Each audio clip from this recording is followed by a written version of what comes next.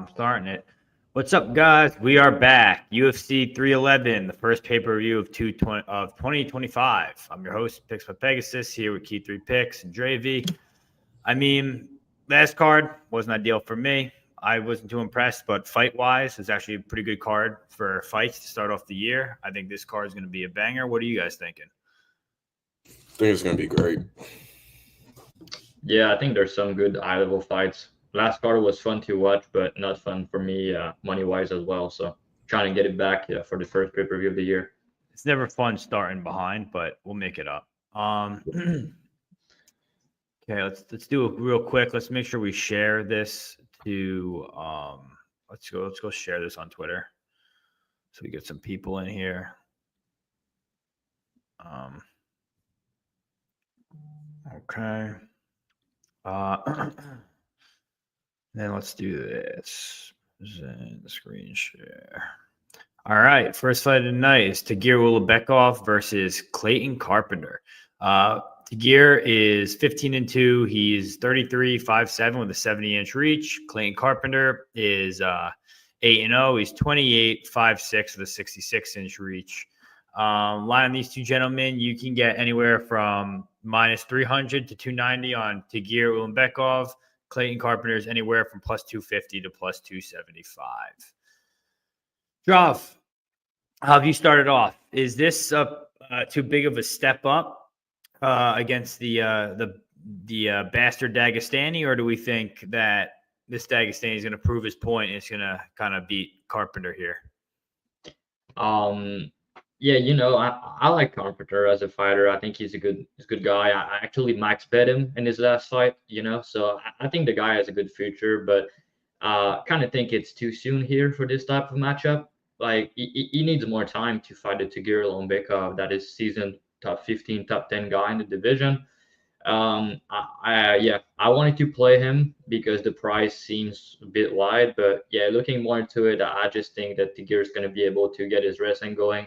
And I think in the scrambles and stuff like that, there's not a lot of tapes on Clayton off his back, but the one I've seen, he's kind of accepting bottom position, playing BJJ off his back. So I think Tagir is going to be able to land on top and win some minutes. There's some concerns because I think Clayton hit harder and he could crack him. Tagir is hittable. And, I also think that Clayton could have some success with the leg kicks.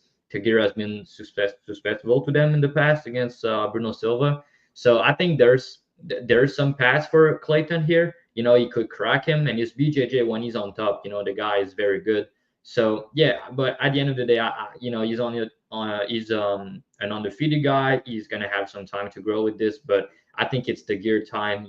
I think he wins a decision more often than not in this type of matchup.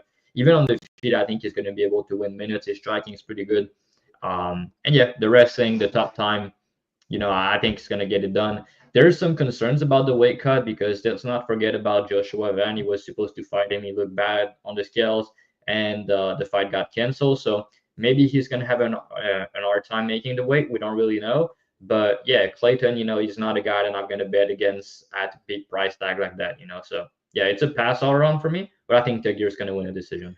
Yeah, I actually like, I was talking about, I haven't done my spreads yet for the week. I'm going to start doing like I did last week, give out a spread. Last week's spread was Felipe Bunez, won by sub in the first round. Didn't even need to use the spread. This week, one of my options is Clayton Carpenter. Clayton Carpenter in the past, Golden Glove boxer. He's going to have the faster hands. He's going to have the stronger hands. Like Drav said, the leg kicks against Tagir are probably going to be there. Wrestling standpoint, like kind of to piggyback on top of what Drav said, that you can't really see much from the Clayton Carpenter side of like getting taken down and like everything like that. Most of the time, he's the one grappling, he's the one wrestling, he's doing top time jiu-jitsu. So we haven't really seen that yet. Tagir, to me personally, I think he's like relatively underwhelming. Like I'm not really impressed by him being out of all the Dagestani guys. He's probably my least favorite, just because weak chin, terrible weight cut most of the time. And I don't know. Just not really a huge fan. So I'm thinking about Clayton Carpenter. I believe his spread is plus 120 on Bet Online. Haven't really decided yet. I'm going to wait and see what DraftKings gives me. But I think Clayton Carpenter plus 3.5 is fine. I think he keeps his fight close. But I think Tagir probably ends up edging out a decision. What do you think, Kay? Yeah, this is a fight I'm not touching as of right now. I'm definitely not parlaying Tagir. I'm sure there's a bunch of Khabib camp parlays going on right now, but I think that this is one to dodge. Carpenter has real traits, real skills. I'm pretty high on him. I played him last time out. I believe it was like minus 170 or so. He looked good, Mhm. but he also looked like he hadn't been in the octagon for a while on the feet. And I think that Tagir could win minutes, but Tagir's weight cut, and we know that what that weight cut can do to your chin. I think that that's one of Carpenter's big paths here, but I don't know how much I rate him in the pocket. So this is a fight that I'm cool with just taking note, seeing what Carpenter's upside looks like right now, where he's at, because this is a big time jump in competition, like major jump. This isn't an easy matchup for Tagir, but I do think that he figures out a way to get it done here. All right. Next fight here is it's gonna be Ricky Turcios versus Bernardo Sopaj. Ricky Turcios 12-4, 31, 5'9", 71-inch reach. Bernardo Sopaj is 11-3, 24, 5'6", 66-inch reach. Odds in these two gentlemen, you can get Sopaj anywhere from minus 255 to 230. You can get Turcios anywhere from plus 215 to plus 250. So money came in on him pretty quickly. Keith, I mean, we were all pretty big on Sopaj in his first fight. I think all three of us were on him against Lockdog, and honestly, he didn't look bad rounds 1 and 2. Obviously, round 3 was the highlight reel finish. That was short notice, young guy fighting a guy in Lockdog who's the real deal, as we've seen against the Ricky Simone fight. Sopaj bounce back spot here. I think it's realistic. I think he wins. What do you think? Yeah, I think that this is a little bit of a thank you from the UFC and them not wanting to see him get killed again. I rode out on that bet against Loke Dog, and I was happy. The round 3, obviously, we know what happened, but that's death gas, short notice, in the Apex, small octagon debut. Like, he just completely death gassed, adrenaline dumped. Like, that's probably as bad as it gets. Turcios is borderline harmless on the feet, in my opinion. He'll probably throw a decent amount of volume or just throw a shit ton of feints. But he doesn't have this punching power to put out Sopaj and really touch that chin that we don't know if is truly a liability, because that was one of those career-changing type of KOs, just being completely honest. So there's a fight where he has a tighter, crisper boxing. I think he could win minutes on top if he wanted to. I expect for him to get in range, and if he's still the same guy that he was before the KO, I think that he should be able to get this done here, probably inside the distance with a KO. I don't really rate Turcios that high. Yeah, I don't know. I'm not sure about a finish, but I think he wins. I think like as a parlay leg, I don't mind him at all. I don't have him parlayed personally, but like I said, money came in on Turcios, so minus 255 isn't a horrible price for a parlay leg if you want to add him somewhere. I completely agree with that. Yeah, I'd probably just take his money line in a parlay. I have no issue with that. Like I said, he's pretty much better everywhere. I think he's a highlight prospect. I think it's a setup spot for him. I think it's pretty straightforward. What do you think, Drav? What do you got for us for Sopaj Turcios? Not much, to be honest. I like Sopaj. I bet him in his last fight. He was looking good until he gassed out. But let's put some context into it. I mean, Oliveira is a big guy and he's super powerful. That's just not the same type of matchup as Ricky Turcios. But I still have some concerns in the sense that Turcios has good scramble. He's hard to hold down, and he has good cardio and he has good volume. Sopaj, the things I don't like about him at a big price like that is he's low volume and his cardio is suspect. And obviously the highlight knockout loss that he got for the first time in his career at such a young age. So I think there's some concern at this price, minus 250. I think he's live to finish Sopaj early. To finish Turcios early. Turcios has been knocked out in the regional by Mana Martinez. He's been cracked. His tracking defense is not very good. And Sopaj, when he's fresh, he does hit very hard. He's a guy that trained at the same gym as All-Star. Yeah, All-Star, exactly. So his grappling's good. He's a strong dude. So I think he's going to be able to take Turcios down. But is he going to is he going to be able to hold him down for a long period of time? That's where I'm not really sure. And yeah, but at the end of the day, I really think that he has most of the finishing upside. I think that he has big moments upside, and I think he wins a decision, but I wouldn't be surprised if he just knocks him out in the first round. All right. Next spot. Let's do some comments real quick. I forgot to do these. Yo, Champ, thanks for joining us every week. Klimbot, what's happening, brother? We weren't on Razak last week, I don't think, right? I don't think anyone of us were, but honestly, it wasn't a bad bet. Looking back at it, like, I mean, it looks 50-50. He looks favorite before the KO, actually, because he dropped. I agree. That's what I'm saying. It was not bad. Almeida chin recovery was pretty good, you know. Yeah, I agree with Champ here. I think I like Carpenter plus. Did you pick him outright pick the first fight? Did you pick Clayton? Yeah. I said I may take his spread plus 3.5 plus 120. Yeah, but for a pick, did you pick him to win or? Yeah, I'll ride with him. I'll ride with Carpenter. Yeah, all right. Yeah, I don't think he's a bad underdog. You know, the guy has good ceiling. So. Yeah. What's up, Maestro? Welcome back. All right, let's go to this next fight here. Next fight. Rinya Nakamura versus Muin Gafurov. Rinya Nakamura is 9-0, 29-5-7 with a 68-inch reach. Muin Gafurov is 19-6, 28-5-7 with a 68-inch reach. The line out for these gentlemen: Rinya Nakamura minus 550 to minus 535. Muin Gafurov anywhere from plus 400 to plus 440. Drav, I'm going to have you go first here. Clear holes in Gafurov's game is taking him down. Rinya Nakamura is I think he was a U20 gold medalist in the Olympics for wrestling. We watched every fight, watch how good he is at wrestling, how good his control is, and his sub game is. Kind of a clear, one guy has a hole, one guy excels in his hole. Pause.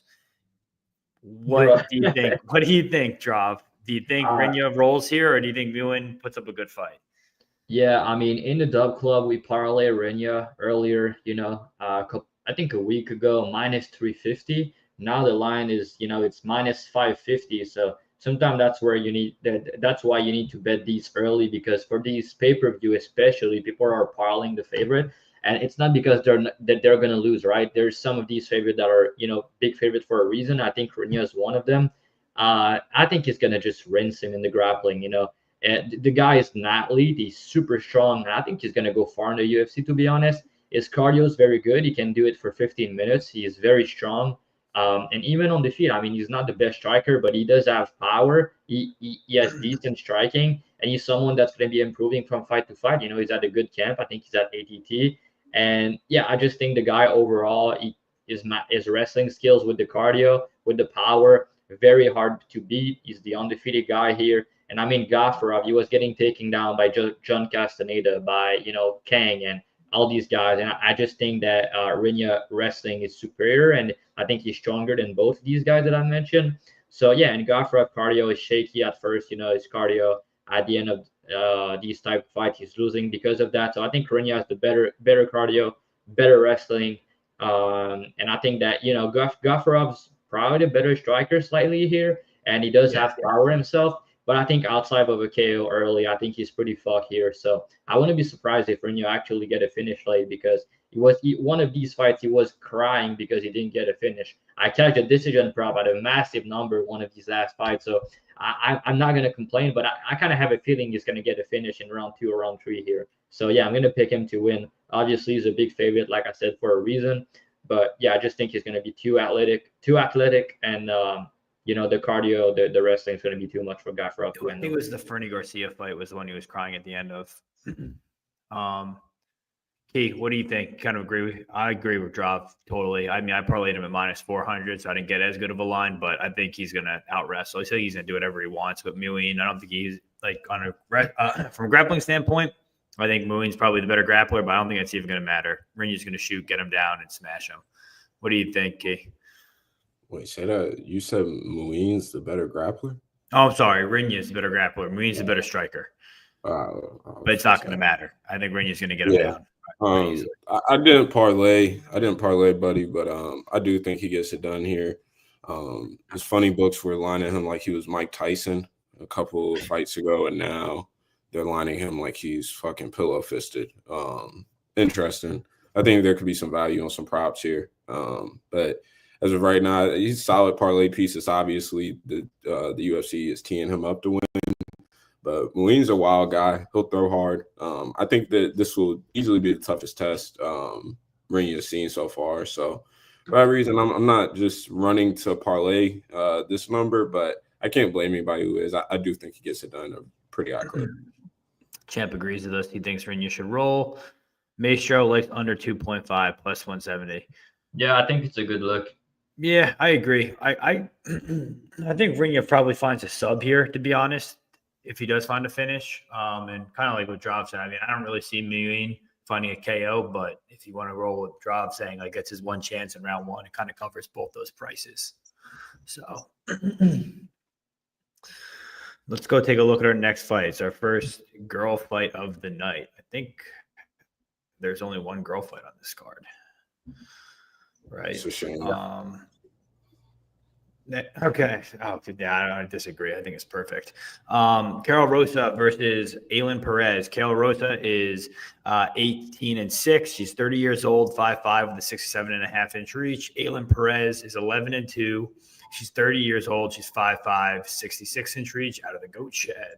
Line on Perez anywhere from plus 210 to plus 225. Karol Rosa anywhere from minus 250 to minus 260. I said frog. P.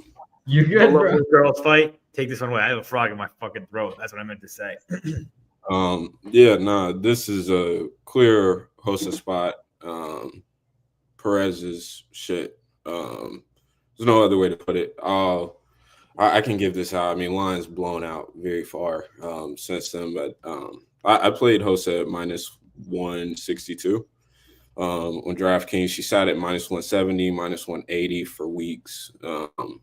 Understand why people are steam chasing now and choosing to like parlay her at minus 270, minus 300 and crazy numbers.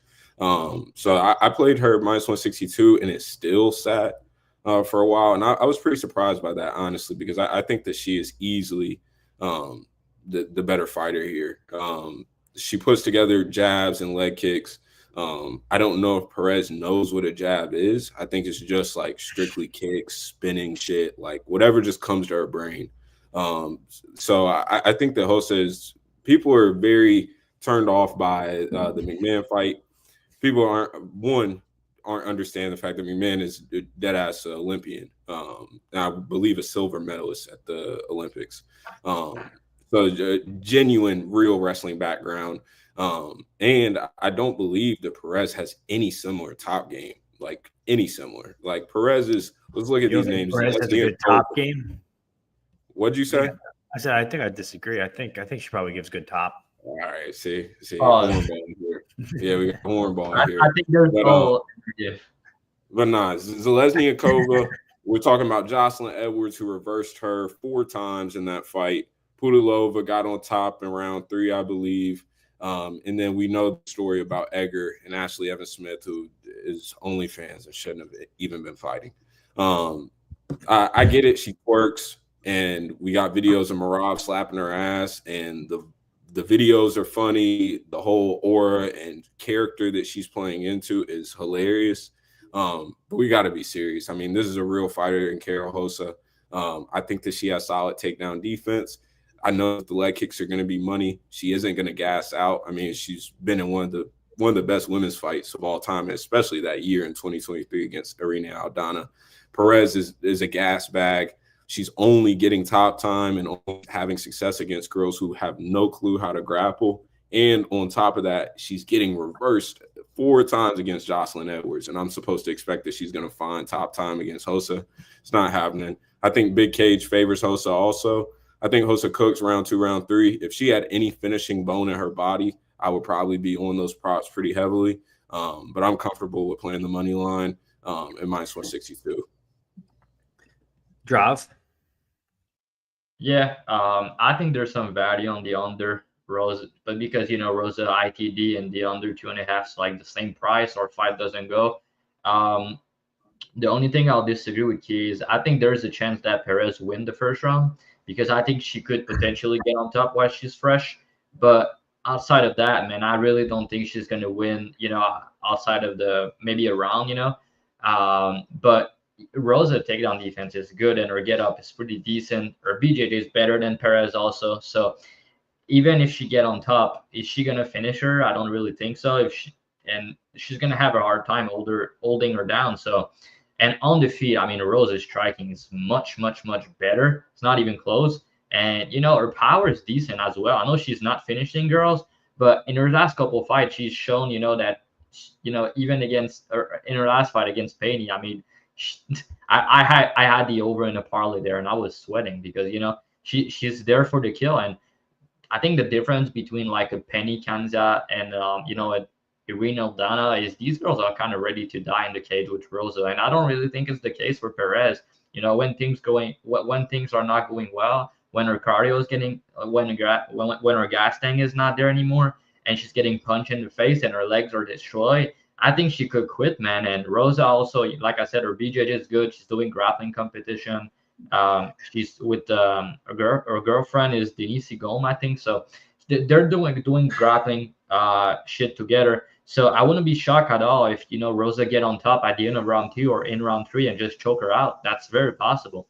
And on the feet, I mean, if Perez is not able to take her down in round 2 and round 3, she's gonna get her leg beat up, and I think she's gonna get finished potentially. So the over 2.5 is minus 500. So under 2.5 plus 375, I think it's a good way to play it. You cover some meme upside on the Perez side. Maybe she get a finish by accident early, but I really don't see it, to be honest. I think Rosa round 2-3 is very live though, so I think she's gonna win. I think the line movement is justified, but I don't think there's much value at the current price, to be honest. I think minus 250 kind of makes sense for me here. So because I think Perez could win around, and she does have some wrestling upside early. But yeah, like he mentioned, the big cage and the difference in the striking, it's pretty big. So you got like minus 160 or minus 170, you said. So I mean, it's a big difference in the price right now. So yeah, good job on that. Yeah, I went in the tape trying to find an angle on Perez plus 3.5. Kind of saw it, kind of like Drop said. I think she leads round 1 at a pretty high clip. Round 3 probably loses it at a pretty high clip because her gas tank hasn't been great. In the middle, counter to win round 2. She wins the fight. Plus 3.5 kind of makes sense there. Line on that's minus 260 when they dropped it. That makes no sense for me. So I'm picking the pass, but to win this fight, probably Karol Rosa. Next fight. Let's see the comments about the fight. We got a couple. Oh, yeah. Sorry about that. 1 second here. Let's see. Great stat of the day. Perez is the longest active win streak in women's bantamweight division. I saw that, but at the same time, if Rosa fought the same girl, she would also have the same win streak, So we would be calling Karol Rosa Amanda Nunes if she fought fucking Lesniakova, like, and Booty. Like, come on, dog. Like, we gotta be for real.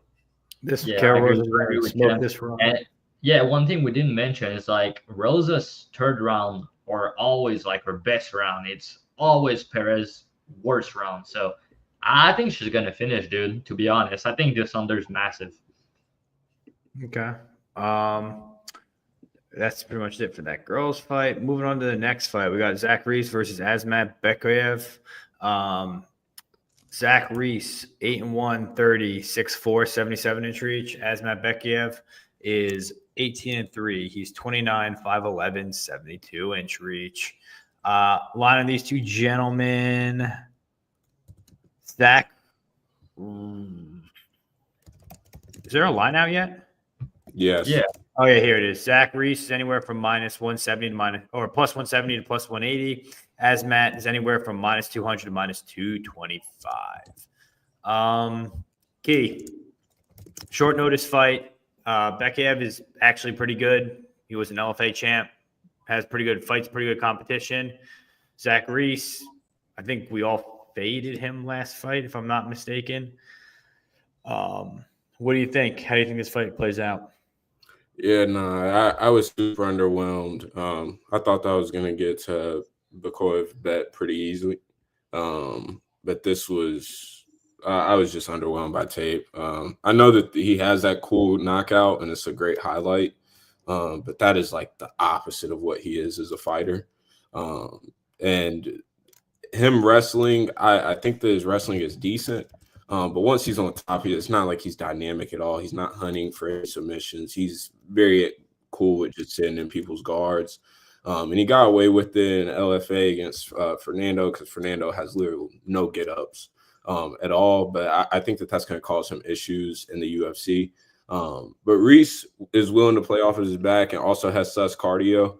And I know they went 3 rounds against Medina last time out, and I didn't try to fade him last time out. I think I tried to fade him against Julian Marquez. That's what I meant. That was 2 fights ago. Yeah, I think that we were all. I think we were all. I know. Yeah, we were all with Marquez there. He died a hero. Yeah, he died a hero. But I'm still underwhelmed with Zach Reese. I know they went 3 rounds last time, but that's 3 rounds of literally just being in there with a punching bag. If you can't hit the bag for 15 minutes, I don't know what to tell you. So this is a fight that I'm not touching. I think that Bekoev gets it done, but I can also see Reese finding a finish because he is dynamic and he does hunt for finishes. Okay, Drop, what about you? Yeah, not much. The only thing I'll say is, it's a short notice fight for Bekoev. So, it's, I think, a week notice or maybe a bit less than that. So, yeah, I mean, he's UFC caliber to me. He went 5 rounds before. His cardio's good. The striking's decent. Wrestling's decent. He's kind of all right everywhere, but I don't think he's like a top 15 guy or anything like that. I just think he's a decent fighter, bottom of the barrel UFC level. And I mean, Zachary's going to be much bigger, much taller, much longer than him, but he doesn't really use his reach well. So that's something. But Reese dangerous. I mean, I can give the guy shit for a lot of things, but he's dangerous. His submissions are crafty. I think maybe the under 1.5, because I think outside of the the taxi driver that he fought that can be finished apparently, all of his fight went under 1.5 round for Zach Reese. So the under 1.5 is like plus 150. I think that's because Bekoev is probably winning a decision if he's winning, but he could still crack Reese early. He does have some power, and Reese is there to be cracked. But I think Reese is alive to finish, especially early and especially by sub if Bekoev is doing the wrong thing. He didn't have a full camp for that. He's a ATT guy. Like I said, pretty decent fighter. I think he's going to win this. I'm going to pick him to win. But yeah, I couldn't lay the price on short notice like that against Reese, who's, bigger, taller, longer, and very dangerous. Yeah, I pretty much agree with every sentiment. You go back and watch the Bekoev fight against our boy Dylan, me and Key's boy Dylan Bucka. If Bucka is knocking you around and wobbling you and putting you in tough guillotines at times on the ground when you shoot for a takedown, if you try and shoot that takedown, Zach Reese will probably find that sub.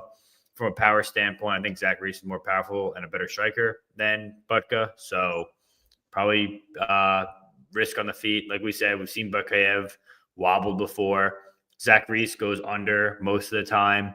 He couldn't finish the Bolivian cab driver. So I think we're getting a discount on the under. I don't mind the under. I actually like the under here. From a win side, I think I'm going to take Zach Reese to win, honestly. I think he probably wins by finish under 1.5. Just too short notice. One guy's got a full camp, other guy doesn't. But Bekoev wins. I wouldn't be surprised either, but it'd probably be a decision. Next fight is another prelim fight. We have Grant Dawson versus Diego Ferriera, right? Grant Dawson, he's 22, 2-1. He's 30 years old, 5'10", 72-inch reach. Diego Ferriera, 19-5, 40 years old. It's actually his birthday, the day of the fight, I believe. He's 5'9", 74-inch reach. Odds on these two gentlemen, you can get Dawson anywhere from minus 235 to minus 260. You can get Carlos Diego Ferriera anywhere from plus 195 to plus 235. You want me to go first on this one since I have a bet on it? I'm not sure if you guys do. Yeah, you can go first. Yeah, so I'm on Grant Dawson here. I played Grant Dawson, I believe, played minus 260 and rebet it because I bet it on commercial books. But I think I originally took that minus 300 line.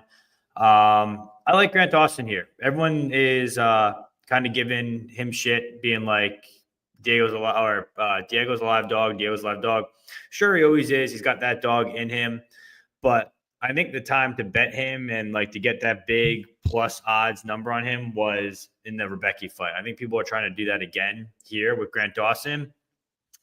Grant Dawson has good top time control. He's got the better wrestling. He's got good jiu-jitsu. Kind of covers all those spaces there on the feet. Diego Ferreira is probably better on the feet, but Grant Dawson isn't going to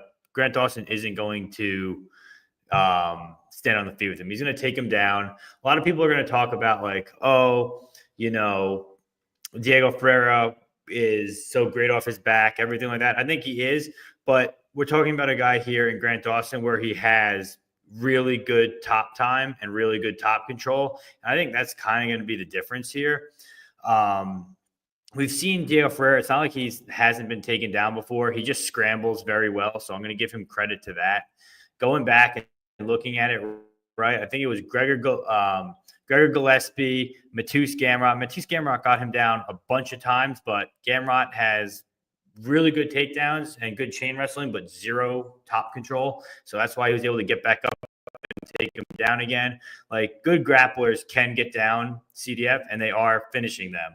Honestly, Rebecca looked pretty good taking him down and top tying him too until he gassed himself out because he's a gas bag. So I have no issue with Grant Dawson here. I think he wins. I think this is kind of a passing of the guard, helping Grant Dawson take a step up. Diego takes a step down. He's 40 years old. He scrambles well. He wrestles well. And he was doing that when he was like 35 to 37, even younger than that. But he's 40 now. I don't know. This just seems – I think the line speaks to me for itself. I think, honestly, you're getting a discount here at minus 240 for Grant Dawson. I think he wins. What are you thinking, Drav? Yeah, there's no way I could lay the price personally, but I think he's probably going to win because of age and cardio, more than likely. But I mean, you said Rebecki's a gas bag, and I think his cardio is not great. Don't get me wrong, but like I bet him against Oa by a big plus number, and the gas bag pushed late, and you got him knocked down in round 3. So that was the first time he pushed late and really dug deep. Yeah, but I still think it's a very good win, man. And I mean, that fight was 9 months ago. Oh, I agree. I'm an oral by truther. Yeah, but he scrambles like crazy in that fight still, and it was 9 months ago. So it's not like you're saying, oh, it was 5 years ago and stuff like that in these type of fight. The reality is, I mean, this guy CDF has always been a motherfuckers to hold down, bro. I mean, he's so hard to hold down. He scrambles like crazy. And yeah, he's a better striker than Dawson. He hit harder than Dawson. Dawson has been cracked before, His striking is not that good, but he's improving. He's the younger guy here, and he's he's at ATT, and he has all the good things in the water. So yeah, I think his wrestling is probably gonna get it done for him. Get on top, good ground and pound, and he could break CDF as the fight goes on. Because yeah, I think Dawson cardio is good, but we've seen Dawson slow down in some fights too, so it's kind of weird. But yeah, I think you need to put some. You need to give Dawson an edge because of, like I said, the cardio that he has. And, he's 30 versus 40 years old also. So, yeah, but CDF at these type of price in a grappling match and in a fight he's the better striker in, so it has to be dog or pass for me. I just have a weird feeling about it. I could see a lot of different ways this fight plays out. I could see Dawson round 2-3. I could see CDF finishing, so maybe the under. But yeah, I just have a weird feeling overall. I'm not sure who's going to win. I kind of think Dawson's going to get it done somehow, push. I think he's going to just push it more, and he's going to want to win more at the end of the day and maybe finish late or win a decision. But I think the price is too wide, though. I wouldn't pay it. I think it should be around, minus 150, minus 200, 60, 65%. But yeah, CDF against a grappler at plus 2XX can be a bad bet. Key, what are you thinking?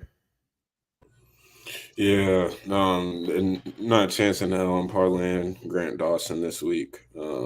I think the CDF is, I mean, in terms of nightmare matchups, I think that this is probably one of Dawson's worst matchups. And if CDF was 35 instead of 40, I would have probably smashed this line.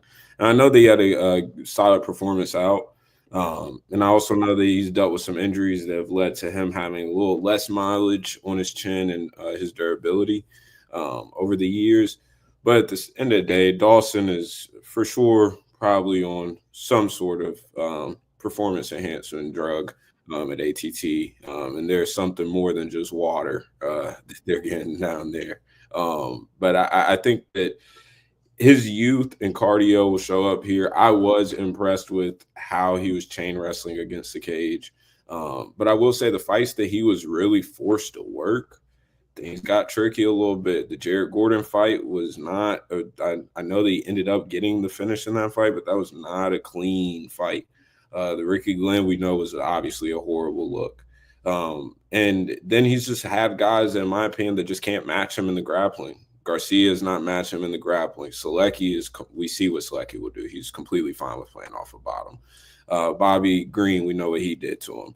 Demir Ismagulov, I mean, he made Demir look like he had never grappled a day in his life. So these guys, in my opinion, cannot match him in the grappling at all, and I think the CDF can. I think the CDF's going to create scrambles in round 1 for sure. I think round 2, he's probably going to keep scrambling, but I do think round 3, I think Dawson starts to wear on him because Dawson just won't fuck off. And I don't think the CDF is as accurate of a striker as I would like him to be for me to be confident that he is going to put Dawson's lights out at a decent clip. So I think the CDF is live to find a knockout here. But the man is 40 years old, and I know he's won on his birthday before, so maybe that juju and good magic can keep going. But I think that Dawson is he's hell, and he just won't fuck off. And I don't think that he's going to justify price tag at all, but I do think that he's probably going to get it done with the win here. All right. Let's go through some of these comments here real quick. Let me see. Where are we? Dogs have Aiden says, welcome to the chat, Aiden. David D says the dogs are barking here. They're talking about ACA. I like Dawson. Dawson over. I don't mind overs. I mean, I think if Dawson does get a finish, it'll be late. But I guess 2.5 doesn't really leave much for that. So maybe not actually. By the way, for violence, I like fight doesn't go better than under 2.5, just because these guys got finishes in round 3 after over 2.5 a couple times. So I guess over 2.5 kind of makes sense, but fight doesn't go. The way I'm leaning is fight doesn't go. I think these guys are finishers at the end of the day. Okay. And can be finished too. So he's the young 40, bro. I'm 28, and there ain't no such thing as a young 40. I can tell you that much. From being 28 to 25, I can tell you the leaps and bounds of a difference is fucking crazy. Bobby Green knocked him out. Kind of got lucky. That's just Drav talking. Let's see.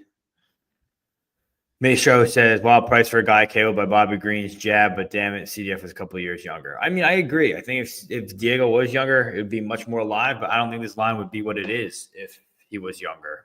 I think it would be a lot closer, but there's a reason it's so wide.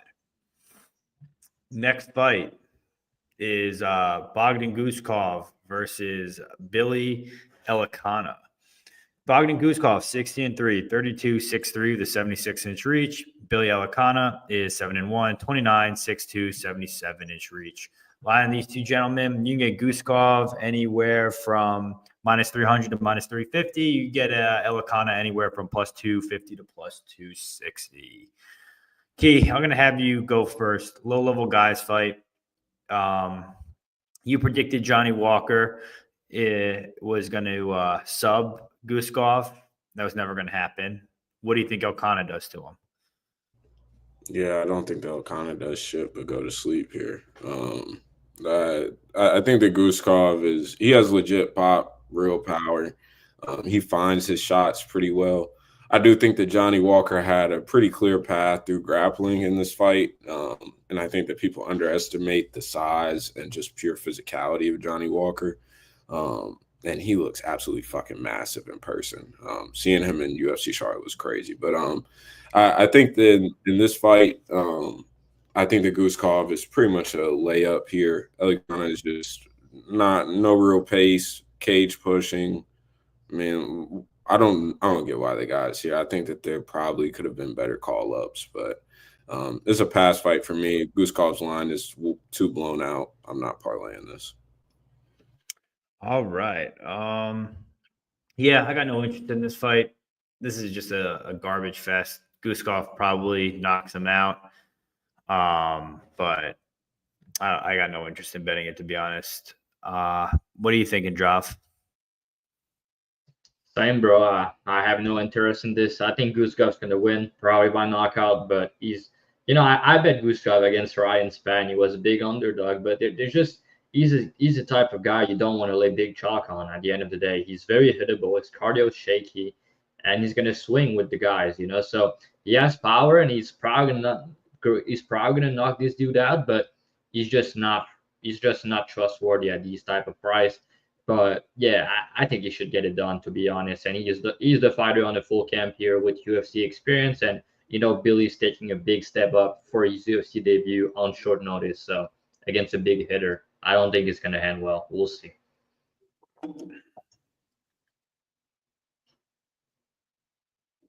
This guy says 28 is old when you're soy. Bogdan gets Billy out of there. Afraid the chin is too long. Yeah, I don't know. We'll see.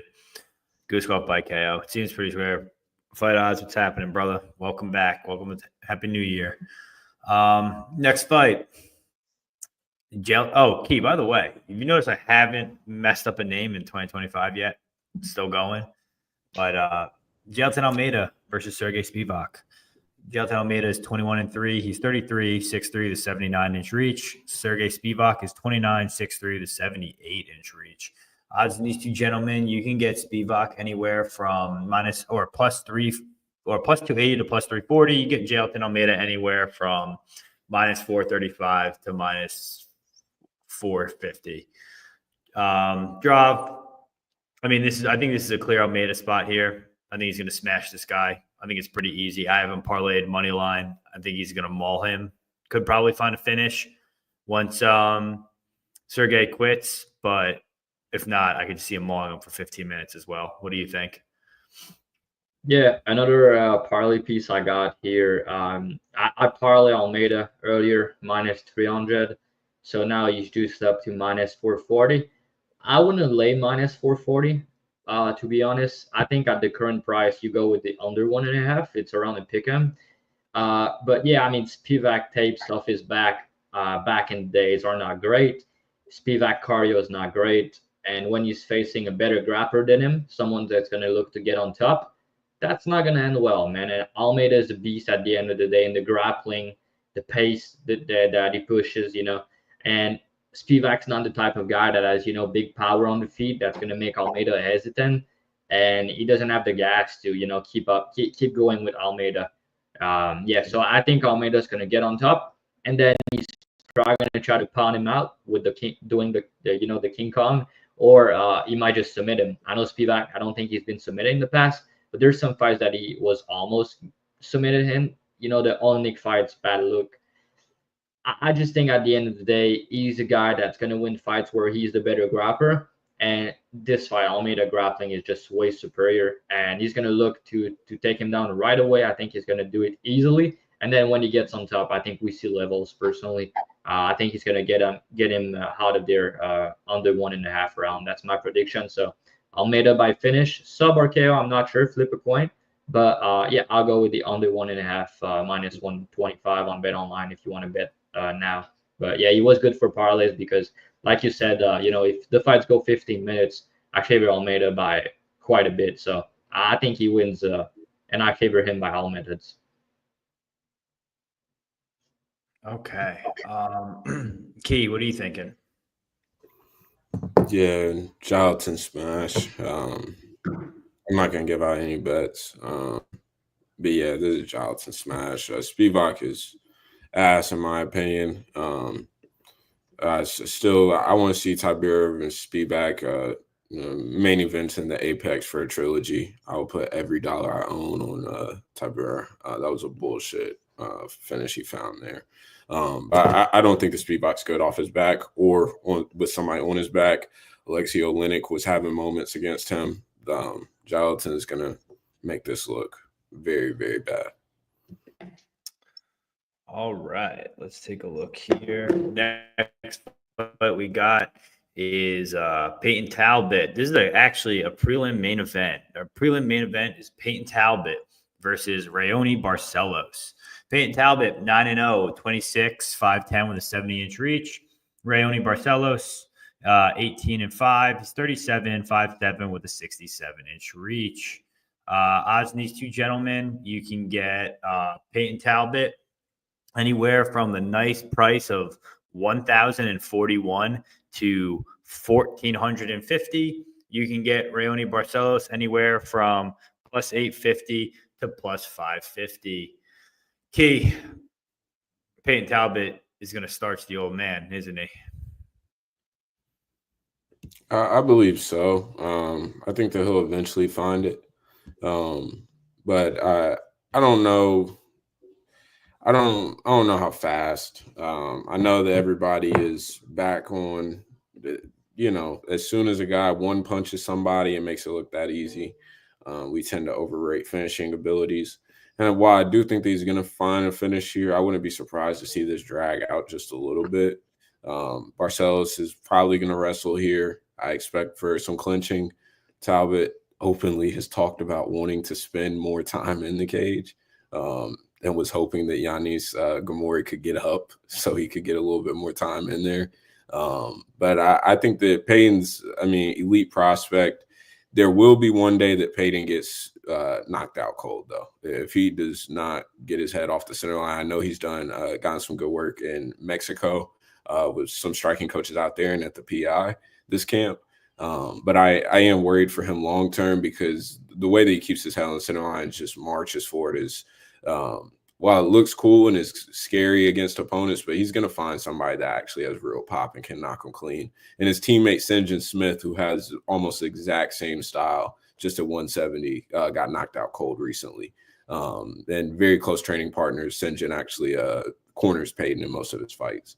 So one day Payton will get chinned, I believe. But until that point, this guy is electric, fun. I hope to see him get a clean knockout here. I think round 2, round 3 is what I lean, though. Okay. Yeah. I agree with you. I think Raoni Barcelos at this point, I think his chin's just gone. He's just a little old. Raoni Barcelos of 3 years ago would probably make this a fight and be a good test. People are like worried here. They've been like, yo, take Payton Talbot, let him fight, let him move up slow. Like, why are you rushing him? This isn't a rush-up fight. Honestly, I think Saman was more dangerous than Barcelos was that fight, and he smoked him. I think Payton Talbot's just going to walk down Raoni Barcelos, smoke him on the feet, knock him out early. I like the under here. I don't mind it. KO is minus 185, so there's no real value there. You might as well just play under 1.5. Honestly, it gives you round 1 and first half round 2, so why not? I'll take the under and Payton Talbot by KO. Drav, what do you got? Shut up, bro. The under is my bet. But yeah, you and everyone else, Drav. You and everyone else. I do think that he's gonna give him. I think he's gonna finish him early. And I'll say though, if Barcelos get him down early and get the back, there's also a chance that you win a submission first round. If he does win, I think that's how you win. Actually, I don't really see him winning outside of that. Talbot cardio is much better, durability is much better. He has more power. And yeah, he breaks guys, and I think Barcelos, I know he's been KO'd only once by Umar, but you watch back the Victor Henry fight, who's a volume guy. Victor Henry was cracking him, landing clean shot on his chin. It was 2 years and a half ago. If Talbot's landing the same shot, he's getting put out pretty badly. He got cracked, and against Phillips, he got put down. So I just think the durability is on the decline. The guy is 37 years old, and I think Talbot's catching him at the right time. And, just the guy used to be a round 2, round 3 type of guys. But now, since the Simon fight, I bet him against Simon, and I bet round 2, 3 KO. Man, that's a miracle that Simon survived the first round. And Simon is very durable, and he's a young dude. I mean, he hit him with some clean. I mean, that was crazy. If you watch that fight in the first round, the knees that he landed and all that shit. I mean, Barcelo's not surviving that shit. So he's better getting him down early and often. So if he's not taking the back and getting him down, I think he's in deep shit. And I think Talbot just hit too hard for him. And I think he's going to knock him out with a knee up the middle. That's how I see it playing out. Maybe at the end of round 1, maybe early round 2. But I think the under 1.5 should be around 50-50. I think it should be a pick 'em, just because there is a chance that the fight extend, but I think it's only a matter of time where Talbot's going to knock him out. And I think Barcelo's sub is a good portion of his path to victory. So yeah, I think it's a 50-50 on the under 1.5. I feel like if he loses, he's still going to finish him, but I think it could be early, could be late. But yeah, I play a plus 155, and I posted it as my free bet of the week, and Peg likes it. That's why I'm saying shut up. But yeah, you and everyone else. I gotta go back and do comments. I forgot the comments. Real quick, Almeida, Chalky, Spivac live here. Almeida wins.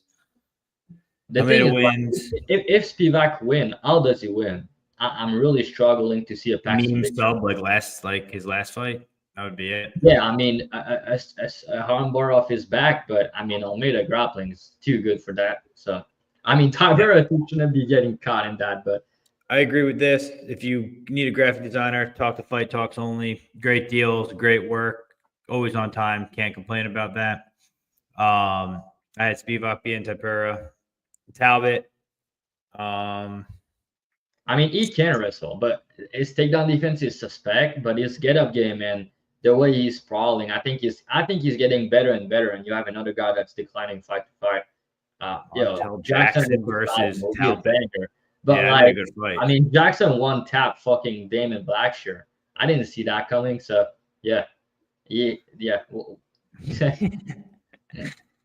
the internet's crazy. Minus 400 crazy. Yeah, I mean the line is wide still. Don't get me wrong. We're paying the taxes, we're paying the recency bias taxes. But yeah, just go with the under. If he covers, he's gonna finish him under 1.5 round. Okay, guys. So that wraps up our prelims. Guys, like, comment, subscribe. You guys are in here chatting with us. We love that. Be more than welcome to. Just like, subscribe to our channel. That's all you ask. Helps us out. Helps you guys out. We all make money together. We all grow together. We have a good time. Can't complain. Next fight is the first fight of our main event. It is our main card, rather. First fight is Kevin Holland versus Rinya de Ritter. Kevin Holland is 26-12. He's 32, 6'3", with a 81-inch reach. Rinya de Ritter is 18-2. He's 34, 6'4", 78-inch reach. Line of these two gentlemen, I'm pretty sure it's a pick 'em. Yeah, it's a pick 'em. Both 110 apiece. I'll go first here. Holland's gonna be able to stop the takedowns if he goes single legs, double legs. The judo tosses and the trips are probably gonna be where, if Kevin Holland gets taken down, that's where it is. On the feet, this is gonna be a joke. Kevin Holland's gonna smoke him at range, gonna much faster, much more power. De Ritter, in my opinion, I don't think he's that good. He came in for his first fight in the UFC against GM3, and he went to war with GM3, which is because they're both grapplers. They're both pretty good at that. But honestly, if GM3 wouldn't have put his head in the wrong spot for 2 seconds, GM3 was going to win that fight. De Ritter was gassed. He was quitting. He was pulling guard. He was sitting on his ass. He didn't want to get back up. I think Kevin Holland is gonna smoke De Ritter here. I think he's going to knock him out on the feet, probably round 2, probably round 3. That's my prediction. What do you think, Key? Yeah, I think RDR is juiced up 6'6" or however tall, middleweight Chase Hooper. Honestly, the wrestling is lacking. The judo throws. There's a clip on Twitter of him failing one throw and just falling on his back. And his title fights in one, whenever he lost, he was fine with just going to his back, playing BJJ. He doesn't have good reactions to getting hit. But I say all that to say that he's going against a guy that does not take his career seriously whatsoever. Kevin Holland should not be fighting in this weight class, in my opinion. I know that he can get wins in this weight class. That's not a question. But I think that Kevin Holland is genuinely a top 5, top 10 guy at welterweight. I mean, we're talking about somebody who arguably won and out-volumed JDM cleanly. I don't know why he's not staying at 170, but you never know with Kevin Holland. And so I'm cool on backing Kevin at -110, even though it feels like there's a spot where the speed difference on the feet will be so damn wide. And I can't help but think that he's going to catch him with something. But at the same time, RDR does have a way of just staying alive. And I'm sure Drav is going to bring up the DDP comparison that the Show Me the Money podcast made on Twitter. But I mean, it's real because RDR different levels of the autistic spectrum. Yeah. So I think the RDR is just, he won't fuck off. He just kind of sticks around and he doesn't fully quit. So he just stays in the fight and just sticks around. And I feel like Kevin could potentially just let him stick around. I don't know if Kevin's going to show urgency off of his back. I know that he's going to probably defend the single and double legs pretty well, but in the clinch and creating back exposure can get tricky for RDR. So this is a fight that I don't want to touch. I understand the early dog shots on RDR because you're going against a guy that's a significant hole in takedown defense. And I don't think that Kevin's that bad off of his back. I know they got subbed by Chimaev, but who doesn't? I don't hold that against him. But I do think that his grappling IQ can lack at times. I think his IQ period can lack. So this is a fight that if Kevin were to get to a little bit wider dog odds, I probably am going to have to take that ride. Pause. But I feel that chocolate ride, huh, kid? I feel that everybody is going to have buyer's remorse with Kevin Holland. He says all the wrong things. You don't want to it gets old. I wish he would just take his career serious, but I know that Drop has a strong opinion on this fight. Yeah, tell us about your strong opinion, Drop. Yeah, I'm on the other side here, and it is kind of, it's not really a strong opinion though. I didn't bet it big, but I bet the Ritter +110. I think the line should be very close. I think it should be close to a pick 'em, but I slightly lean the Ritter.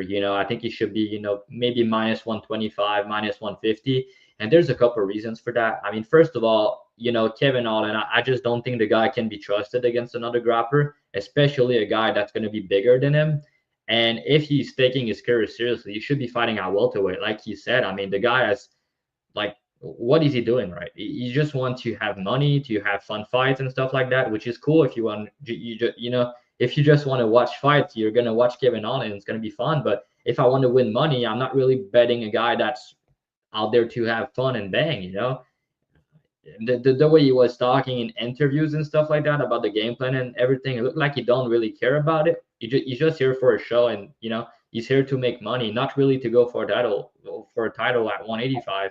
But the Ritter, I mean, you can say what you want about him. I'm not high on him either personally. But the guy, he has the will to win. He's the GM3 fight. Was it a good look that he got cracked and stuff like that? No, but he still break GM3 at his own game, and he finished him in round 3 in GM3 fashion. I think it was impressive that he got his submission, to be honest. But, I mean, his wrestling is not very good, but he does have some judo, and he shoot 15 takedowns against GM3, So I feel like he could have success against in the clinch against Ailin.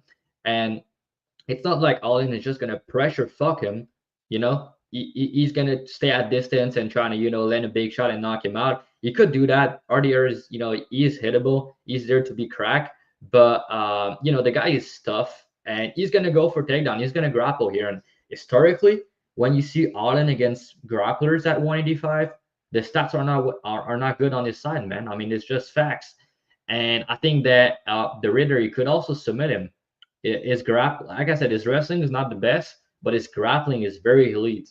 The guy really know what he's doing on the mat, and Ailin's grappling is good himself, but I think the Ritter is on a different level. If you get on top in dominant position, I think he could finish him, but I also think he could win decision. So the way I see it is I think Ailin obviously is the better striker, more dangerous, and he could knock him out, right? But if he doesn't knock him out, I think at some point the Ritter's gonna get to him, get in the clinch, and get him down. And when he does, I think that's either gonna be the round or the fight. Personally, that's the way I see it. So I favored the Ritter if the fights go to distance. I think he's gonna have his way with the grappling, and also favor him for a submission. I think all-in, if you win, it's going to be a knockout. So if you like the all-in side, I think the knockout prop is a good look to play. It's a good way to play it. But the way I see it myself is I think the Ritter's going to submit him personally and make a statement. The guy's just here and he wants to win the belt. He's a former double champ. The guy's massive for 185. He fought light heavyweight and even fought heavyweight, And you have All-in, who should be a career welterweight. So Kevin's, he's long, he's tall, but yeah, the Ritter is going to be stronger and bigger than him. And I think, the grappling is going to be too much and he's going to eventually get a submission. So I'm picking him to win that. And I play him at plus 110. I just don't get, like, say Kevin Holland keeps on the feet, then what happens? I mean, the Ritter's going to push the grappling pace. He's going to shoot a lot of takedowns, and I think at some point he's going to get him down. If Ailin stop all the takedowns and stay the fight on the feet, I mean, he's going to win the fight. He's probably going to knock him out. But I kind of agree with this sentiment right here. Yeah, Moicano can't afford to lose. Kevin Ailin lost 3 of his fights. So not to shit talk Moicano before the next fight, dude. I bought his shirt. Can't afford to lose. Just because I think I love Moicano. I think he's hysterical. I like it. I like their podcast a lot. What his shirt, bro? Like the letter E, like some of the letters on the shirt weren't even fully cut out. Like it was just like the E was just a white circle. Like the I part of the E and like the bottom part wasn't even cut out of it. So you couldn't even tell it was an E. The A was all messed up. I was like, can't afford to lose. You can't afford to make a shirt either. Granted, it was $20 off his website, but dude, I was like, it was the crappiest thing I've ever received. I'm like, dude, come on. But that's enough from me. Next fight, the people's main event: Beneil Dariush versus Renato Moicano. Beneil Dariush, 22-6-1. He's 35, 5'10", with 72-inch reach. Renato Moicano, 25-1. He's 35, 5'11", 72-inch reach. Funny, everyone's calling Benny the old man. Benny the old man. They're literally the same age. He's a month older than him. I think that's funny to me. Odds on these two gentlemen, you can get Benny anywhere from plus 120 to plus 150, money coming in on him. And then you can get Moicano anywhere from minus 150 to minus 175. I'm going to go first just because my breakdown's quicker here. I'm on Benny here. I like, and here's why. This is Beneil Dariush 2 or 3 years ago. His line, minus 300, minus 350. I mean, this guy, everyone, right now, it's all a caked and baked line for Benny's done. His chin's toast. He's dead. And if it wasn't that way, he'd be a bigger favorite. I played him plus 175 for one unit. I wish I paid it bigger at the time.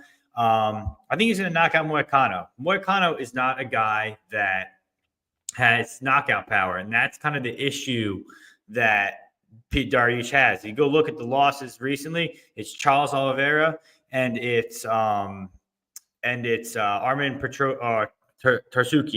Both guys, explosive, athletic, big knockout power.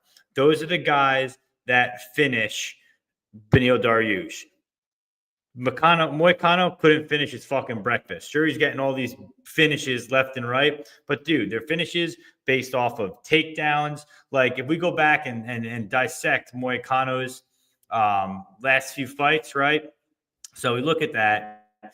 I'm not trying to be a hater here. Like I said, I like him, but Benoit Saint Denis, he took him down, got the takedown, smashed him with ground and pound. Round 2 started, and Benoit Saint Denis won round 2 on the feet without an eye. Jailton Turner smoked him, killed him, had like a PTSD snap of Bobby Green when he murdered him and didn't want to murder Renato Moicano. So he let him get back up, took him down, ground and pound. Round 3 against Drew Dober. Drew Dober shot a takedown for no reason when he was winning that whole fight. Like all these reasons, the RDA fight 2 years ago, that wasn't a good look based off how RDA has looked lately. It's just like all this isn't adding up. There's a big hype train up on Moicano, and it just doesn't make sense here when Beneil Dariush is fighting top 5 guys. I think he's going to smoke him here. It's also Benny's hometown where he's fighting. This is a hometown fight for Beneil Dariush. I think he wins here and he retires. Give me so that's what I'm saying is I'm taking Beneil Dariush any way you want. I think he wins by knockout. How do you think this goes, Key? Yeah, my post on Twitter started like a fucking civil war in the comments from all the Moicano. The Assyrians came to battle. It was this is an interesting fight. And at first I was thinking about passing, but this is too good of a spot for me to pass up personally. I played plus 195. It's sat for a while. I'm genuinely surprised by the Moicano love, man. Like really, really surprised. I get it. Like I know MMA fans seem to have like borderline sexual attraction to men with like broken English who can say a couple jokes on the mic. But Dariush, like, sounds like white women. Very similar, huh? But it sounds like I think that here, who has Dariush been dominated by on the mat? I mean, we have to go back to all the way till 2016. Got the rear naked choke. We have to go all the way back to 2016 to start thinking about somebody who's looked good on the mat against him. Gamrot, that crotch sniffing didn't work. We know how that went. And he got even in the CDF fight, who we were just talking about having amazing scrambles, Dariush was coming out and winning on top on a lot of those scrambles. And there's nobody else that's done anything to him, truly, in my opinion. Moicano's whole run has been centered around back takes and him being so dominant on top, especially with that body lock trip that he gets to so consistently.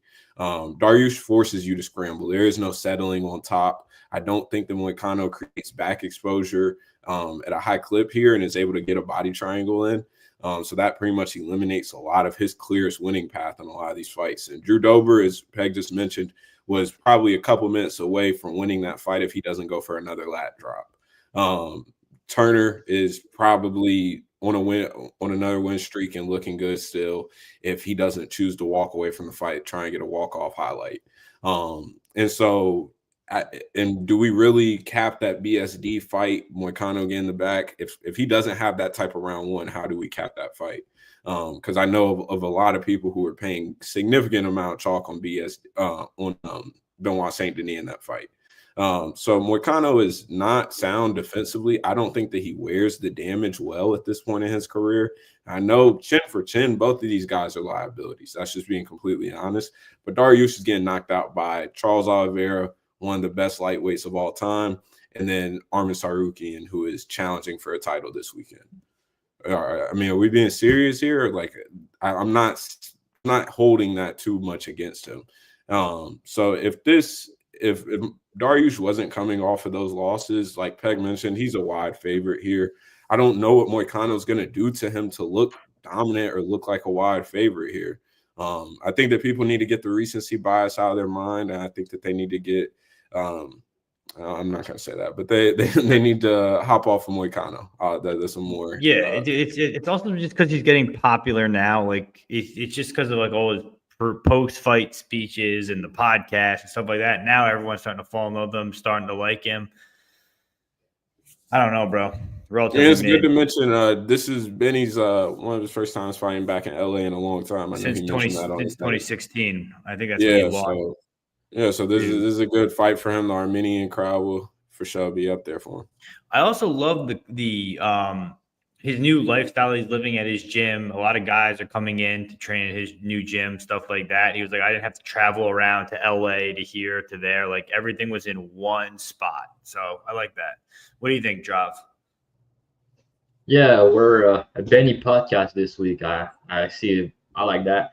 I bet him pretty big, plus 190. You know, the line has blown out now, so it's not the same price, but I still think he should be the favorite, to be honest. Historically, he's done very well against grappler. You know, his takedown defense, his get-up game, and scrambles are just elite for the division. Like, he's a southpaw. His striking's pretty good. He has underrated power also. I mean, that's going to be a hot take, but Benny is more alive to hurt and drop Moicano than Moicano is to hurt Benny. Even though he's got KO'd in his last 2 fights, like he said, you need to put some context into it. Let's just reverse the role. Let me say that Moicano last 2 fights are Arman Tsarukyan and Charles Oliveira. He's not winning these fights. Let's just be real here. So there's some concerns about Benny because where is he mentally, the career trajectory, the momentum, that's on Moicano's side, right? He's very confident, etc. But that's reflecting on the price also. But at the end of the day, I think CDF and Gamrot, I think were harder matchup than Moicano, in my honest opinion, right? I just think that CDF is harder to hold down, he's more dangerous, and Benny he beat him twice, I think that Gamrot, the pace that he pushed, the wrestling that he got, and even the cardio, everything, like he pushed a pace on him. But yeah, Benny cracked him and he showed him what's up. That fight was not that long time ago. But yeah, also recency bias. I mean, Benny was minus 150 against Oliveira. Like, it was in 2023.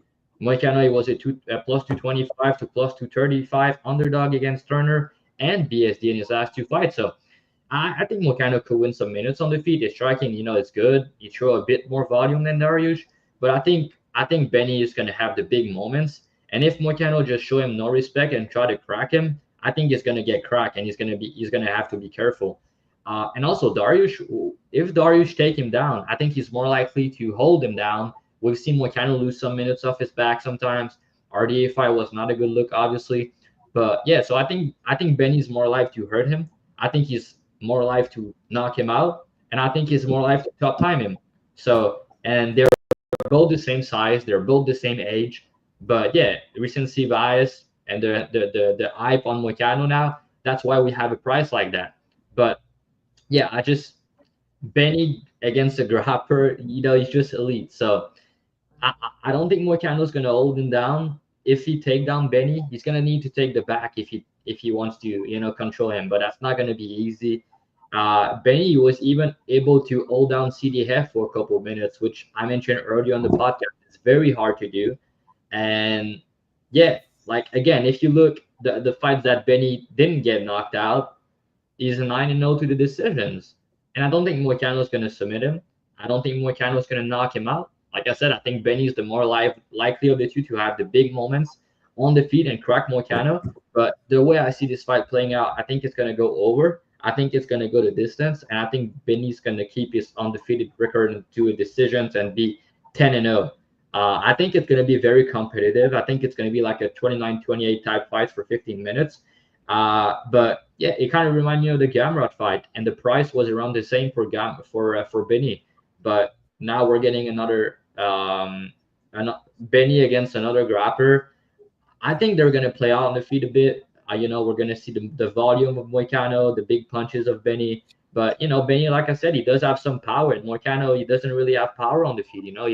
His ground and pound has gotten better. And like I said, his back takes are elite. But, yeah, recency bias, the hype taxes on Moicano, we're paying all of that. And, the public shit on Keith for picking him, all in the comments and shit. Like, everybody want to bet him now because he's cool. But at the end of the day, we're not here to bet someone because he's cool, but we want to make money. So I bet Benny at plus 190 for a lot of money. And, let's go, Benny. You got this. One last ride. Exactly. One last ride is right.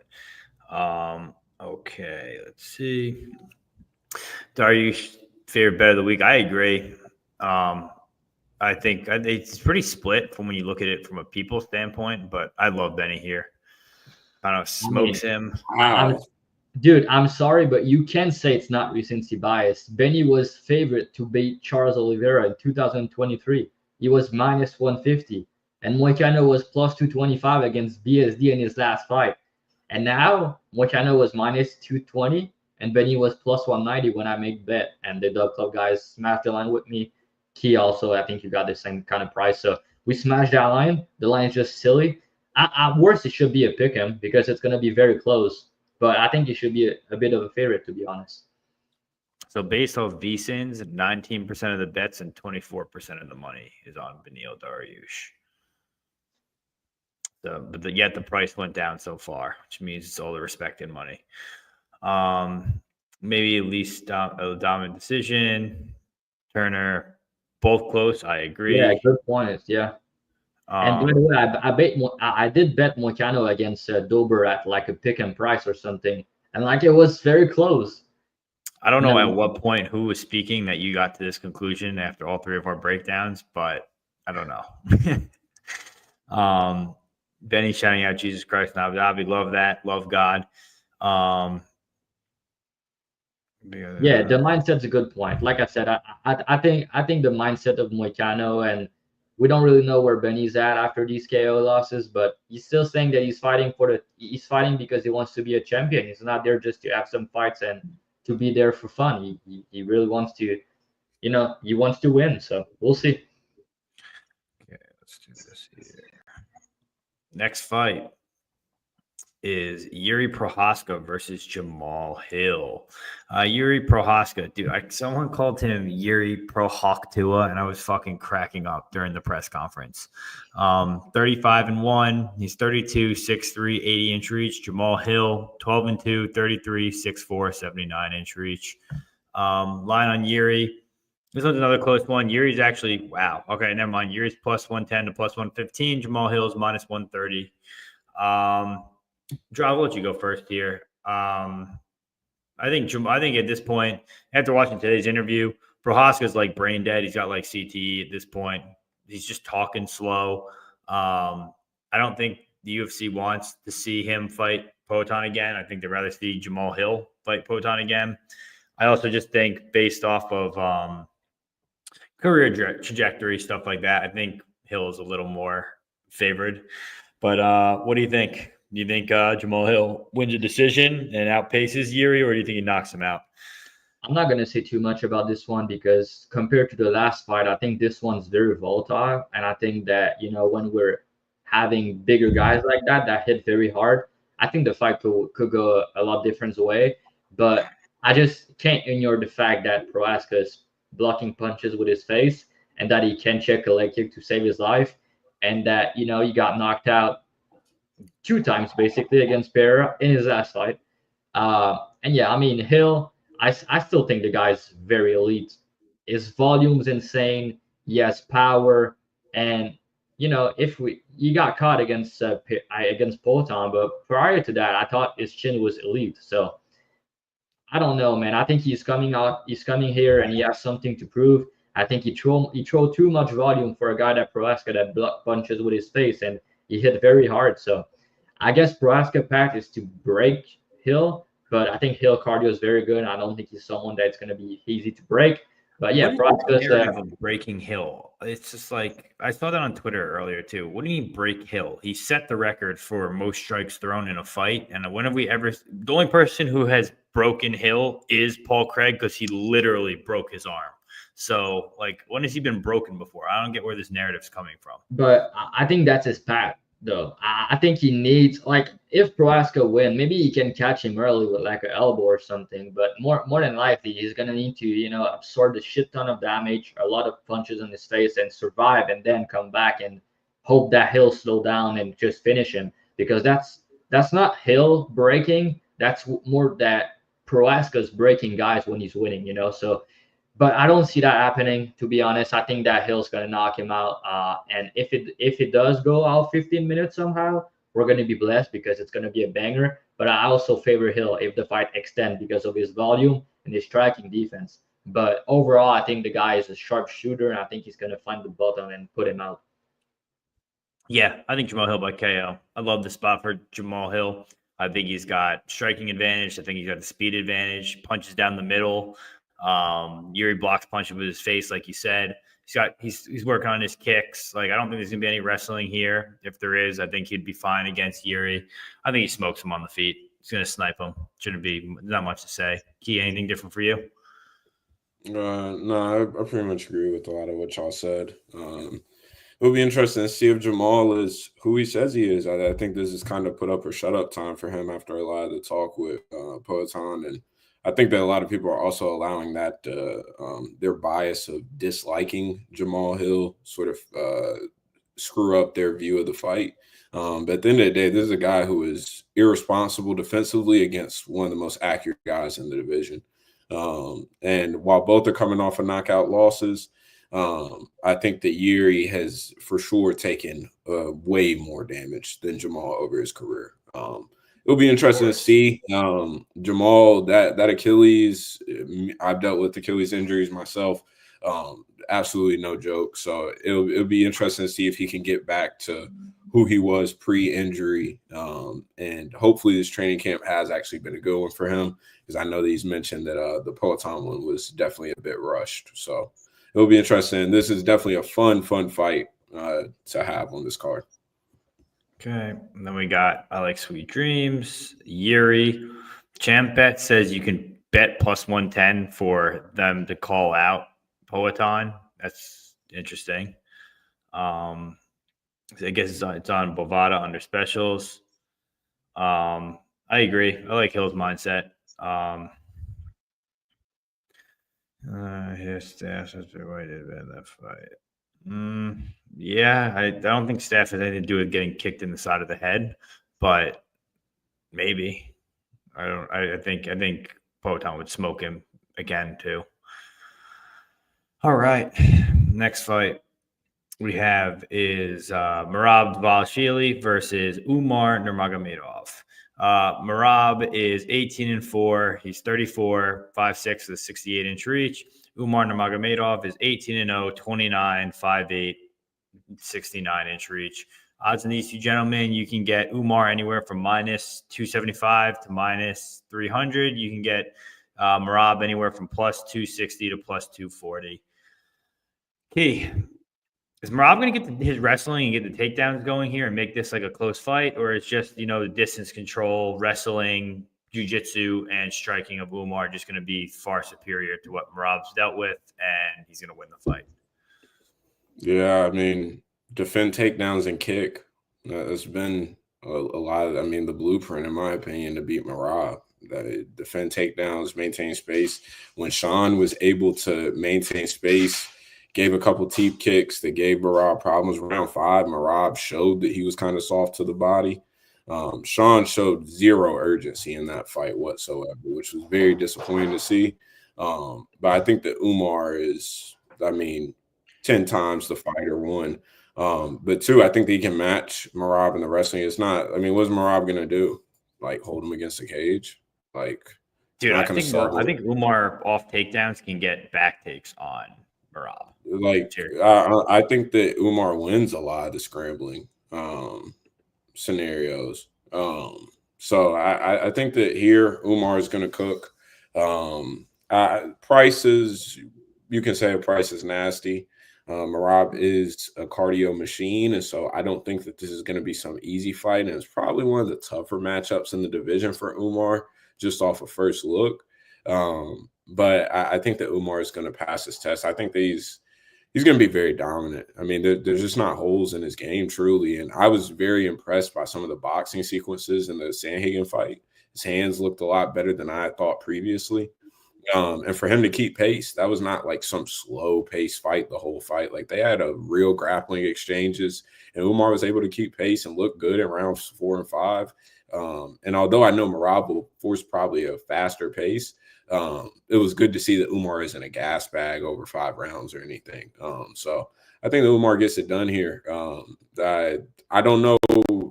I don't necessarily think finish outside of rear naked choke. But I do think that he looks like a pretty clean winner here. Okay. Drav, what are you thinking? I pretty much agree with Keith's breakdown. I think he can find a sub or win. Yeah, I also echo a lot of what he said. I just had that, Merab, he fought a lot of strikers and people that are trying to defend his takedowns in his last couple fights, not really people that are trying to grapple back, If you go back, the fight that he grappled, that like Ricky Simons and Cody Stamen, these people that are trying to take him down and stuff like that, he's not easy to take down per se. But like when he's getting back up, he's giving up his back always. And Umar in the scramble is going to be better than Merab. and he's nasty and super fast at taking the back. He's gonna be able to get his back at some point. And like if Merab take him down, then what? Is he gonna hold him down? No. Is he gonna finish him? No. And on the feet, I mean, at distance striking with the speed and the kicks of Umar, I don't really think it's a close fight. So I think Umar's striking is better. I think he's faster. I think his grappling and pure BJJ is better. I think he's more likely to finish. And I think he's also going to be maybe even stronger than Merab. The path for Merab, like many of his fights, is to break, hope to outpace and out cardio more, shoot a lot of takedowns and stuff like that.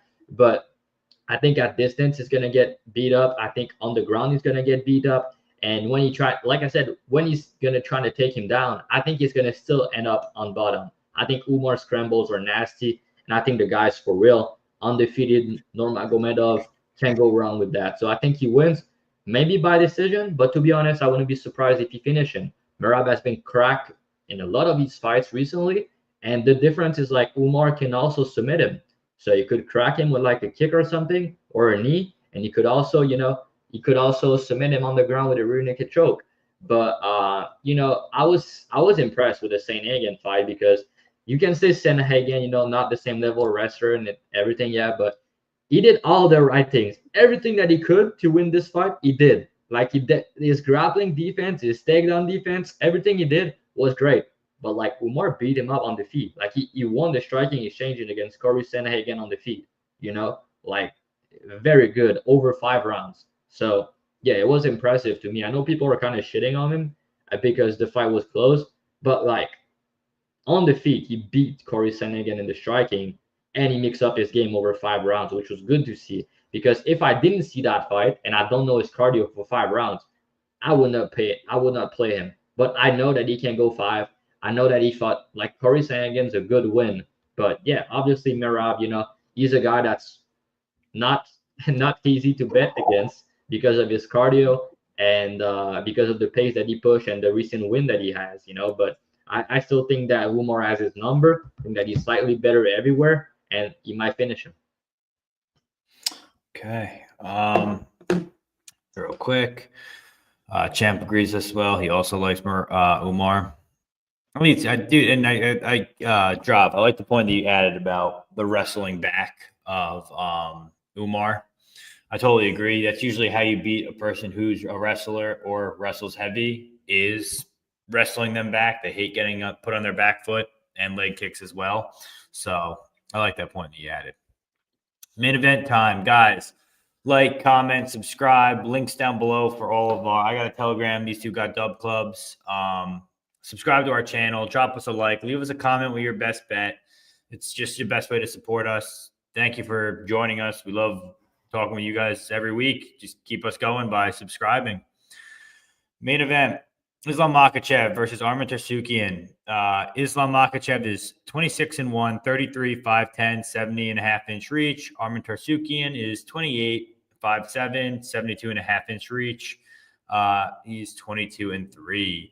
Odds on these two gentlemen, you can get Islam anywhere from -350 to -450. You get Arman Tsarukyan anywhere from +275 to +310. Who wants to go first? I mean, personally, I think Islam's gonna beat Arman post a pillar here. I don't think it's gonna be close. Does anyone think that's a hot take? Yes, very hot take in my opinion. Tell me why. Yeah, I think in this spot, my bad, I'm looking away. I'm trying to submit a bet. In this fight, I think that this is a very competitive fight. I think it's one of those fights that's going to age very well as a win on the resume for whoever gets this done here. Because I do think that Arman is very, very, very good. And I know that the Charles performance wasn't the greatest look necessarily. But I do think, he's a guy that just figures out ways to win. And I know the Gamrot fight, I do think that he won. That's a win for him in my book. I did have him winning that fight. And I really don't see many holes in the guy's game. And I don't see where Islam is going to just look absolutely dominant. Is Islam going to top time him? No. Striking. And strike for strike, and I understand, and this is a major point, because I've seen people all over Twitter talking about, and I also agree that Islam has made a lot of improvements in the striking, but Islam is not like a fucking like elite boxer or some shit. You got to understand that these guys are all worried about getting taken down. It's not like he put on the boxing gloves and got in the ring with Dustin Poirier. So these talks of him just like looking, oh, he outboxed this person, all this stuff. These guys are so afraid of his grappling, and Arman will not be afraid of his grappling like that. I think that kick range, I think that Arman has the better kicks, and I know that's saying a lot because Islam head kick Volk and shit. But I do think that Arman has the better kicks. But I think that where Islam can look dominant, and I think that where people are sort of underestimating is the clinch. I think that in the clinch, I think that he's going to be able to control up against the cage. I think that he's going to be able to land knees. I think he's going to be able to win minutes in the clinch. I think that that's where he will look dominant. But at range, I think that this is a relatively close fight. While I do give some, I would say some advantage to Islam because he has done the better work against better competition consistently at boxing range. I also think that Arman has made a lot of improvements in his striking since their first matchup. So I think that this is going to be competitive grappling. I think it's going to be competitive striking. I do think that Islam gets it done. And I think that Arman ends up being a value loser, so to speak. But I don't think that Islam justifies, was it minus 350 on Bet Online? At minus 350, I'm looking for you to finish and cover on the feet and on the mat. Like, no questions. So what about Arman's chin that we saw? He gets rocked from time to time. What do you think about that? You don't think Islam he's been rocked before? He got caught at the top of the head. I believe that was Gene Silva. Yeah, correct. I mean, that shit can happen to anybody. Islam's chin is not clean. I mean, we know that. He's been wobbled by Poirier, been dropped by Volk, got knocked out clean by Adriano Martinez back in the day. Islam is human, and we saw that versus Dustin Poirier, and I know he had staff, and I do expect him to have a still got that finish though. Yeah, it's just he did cash that horrible sub. Still got that sub though. So he cashed us out, saved me there. But that was a fight that I thought that he should have looked like a minus 600, minus 800 guy. I thought that was a fight that would be one takedown, two takedowns, and the fight would be over. Whether that be ground and pound or sub. I thought that should have been absolute domination. And he showed, and he also admitted himself that he made a lot of mistakes in that fight. So I think he's coming off of one of his worst performances of this run. I mean, you got to think every other fight, he's looked like borderline unbeatable in damn near every other fight besides the Volk, which was one of the highest level fights of MMA history. But Dustin Poirier, I mean, that was his worst performance in recent memory. And he still won by finish. And I'm not looking at minus 350 against a guy that can match him in the grappling, isn't going to be scared. And is probably on every steroid you can find at ATT in the back room. So I know Drive feels pretty strongly on the Islam side, so I'll pass it to him here. Yeah, to me, the way I was looking into it is like watching the first fight and watching Tsarukyan versus Gamrot back. The thing I've realized is Tsarukyan, when he's facing a lot of grappling over a lot of period of the fights, he's slowing down a bit. And I think that's going to be the difference personally. The reasons he lost against Islam, I know it was short notice. I know it was his debut and he was young, but he slowed down and he kind of gassed out in round 3, and Islam was able to take over. And the other difference is like the Gamrot fight. I also scored a fight for him, like you said, Q. But like round 4 and 5, that's where Gamrot was able to get his game going and take him down and stuff like that. And the other thing is Islam been there, done that over 5 rounds on the big cage for the belts many times now. Tsarukyan, that's his big moment now. He needs to go 5 rounds. He needs to. I don't really see a finish myself, to be honest. I think both guys' chin are kind of weird at time, like you guys said, but I think that's going to be a super high level fight. I kind of agree with both. I mean, I disagree with Peg, even though I'm on Islam. I don't think it's going to be like a domination. I think it's going to be a close fight, but I still think that like Islam is slightly better everywhere. I think he's bigger. I think he's a bit stronger, and I think he has better cardio. And I think that's going to be the difference over 5 rounds, personally.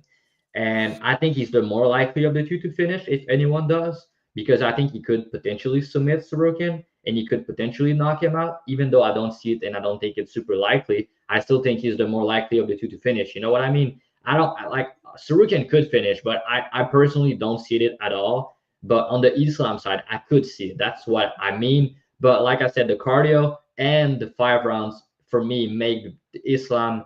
And I also believe that the striking improvement that he's made, I think his striking's elite now. Like I bet Poirier, right? Because he was a big underdog. But like I was not expecting Islam to look like that on the feet. Like his striking looked good. The way he was countering and stuff like that. Even against Volkanovski, watching the fights back, his striking has become Striking elite. is elite. It is elite. What his striking, yeah, is elite. I agree with you. It's elite, and people can keep knocking it. It's elite now. He's a full, complete fighter now. Yeah, but it was not the case before. That's what I meant. I agree. And I just like if Tsarukyan's gonna take him down, hold him down. I don't think so. Key, you mentioned a good point about the clinch. I think Islam's gonna be stronger in the clinch, and I just think as the fight goes on, he's gonna be able to win. I could see Tsarukyan winning maybe 1 or 2 of the first 3 rounds, but I just think that Islam's gonna win the last 2 rounds at a very high clip, and he could also win. He could win 2 of the first 3. So. Yeah, it's hard for me to see Tsarukyan winning, even though I think it's going to be competitive. But yeah, I just think that Islam is a slightly better everywhere fighter, and it's going to be. I pick NU for the last fight. And I think it's going to be N still, and Khabib's going to be happy. Yeah, I'm not going to beat a dead horse. We went over everything. These two want me to let my nuts hang, so I will. I'm going to put a quarter unit on Islam by KO. I think Islam finds a KO probably round in the champion rounds, maybe 3, 4, 5. I think he's got to let Arman work a little bit, get tired. And as that fight goes on, people are like, what do you mean? You think he's going to hold his power long term and knock him out later? I do, just because I think as Arman gets tired in the fights and later on, that's when Islam's really going to be able to catch him. His striking is elite now. I saw the embedded. He brought in that guy, what's his name? Artembedov, the boxing coach that he brought in. That's like one of the best Russian boxing coaches in the world. And they said they're working on his game more and more. So like now he's getting the treatment where he needs to bring his striking further. We've seen Arman hurt before. Once he's tired and he's been hurt before, I think Islam shows him the way out. Also, people sleep on the head kick of Islam. He slips that in. It got Volk. So it's like, I don't see how he wouldn't be live for a finish here. So I'll put plus 600 on the KO. Hopefully we pick another Islam fight right for me, because usually I'm pretty good at picking his fights. That's the show. Like, comment, subscribe again, guys. We appreciate having you. Let's do the BTL parlay. What are you thinking? Dariush, money line. Oh, here we go again. Okay. Let's see. All right. You can pick Peg. I don't know yet. I will do.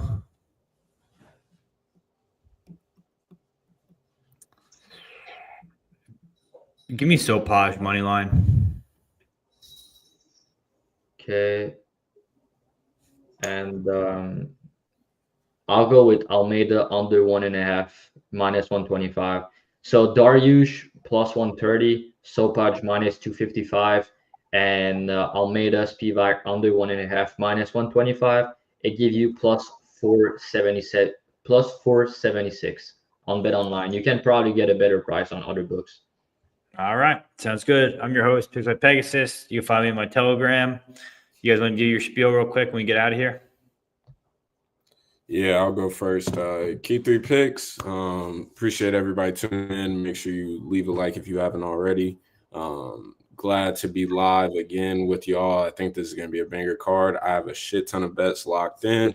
So you can click the link in my Twitter bio or DM me code BTL, and I'll hook you up with something special to get into Dub Club and Discord. We were up close to plus 80 units last year, and I plan on smoking this year again. Yeah, for me, as always, my Dub Club, and it's linked on my bio on Twitter, Dravy_. And you can hit me up if you missed, because I did a free month for January. If you miss it, you want to, I still have a couple. I opened another link for like 10 people, and 5 of you reach out. So if you guys missed the Dub Club for free in January, hit me up. If you're not in the Dub Club already, I'll book you a little something on Twitter. All right, guys, that's the show. Thanks for joining us. Like, comment, subscribe. Let's make some money. Peace.